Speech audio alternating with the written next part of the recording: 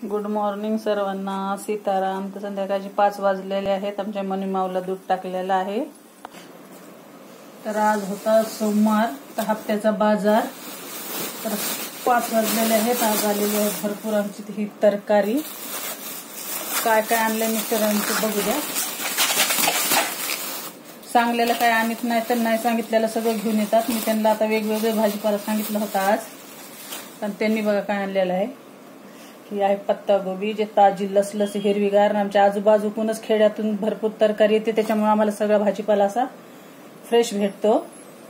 आणि बघा कोथिंबीरची जुडी किती छान आहे, ताजी लसलस आहे बघा अशी. आता ही 8 दिवस काय 15 दिवस मला जाते. मी मस्त हिला ड्राय करून चिरून बारीक डब्यामध्ये पॅक करून ठेवत असते. हे बघा वांगे तर किती छान आहेत आमच्या इकडले. हे बघा किती काटाळा वांगे तर ताजे ताजे, तिची भाजी पण खूप छान लागते बघा.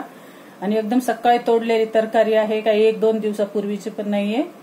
फ्रेश तरकारी एकदम मिळते आमच्या इकडं. खायला पण खूप चविष्ट असते. तुमच्या इथं सिटीला अशीच मिळते का ते कमेंट्स मध्ये नक्की सांगा.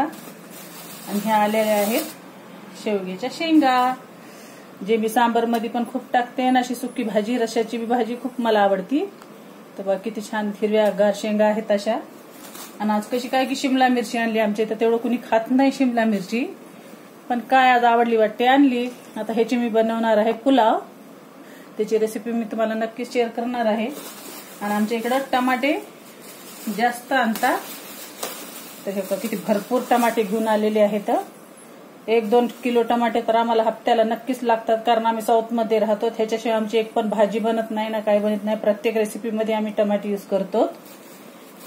त्याच्यामुळे आज मी चिप्ससाठी आलू पण मागविले होते. 9-10 किलो आलू सांगितलेले होते, पण अजून काही आणलेलं नाही. तर संध्याकाळी येताना घेऊन येतो म्हणून म्हणले. तर कशी वाटलं फ्रेश भाजीपाला आमच्या साऊथचा ते कमेंट्स मध्ये नक्की सांगा.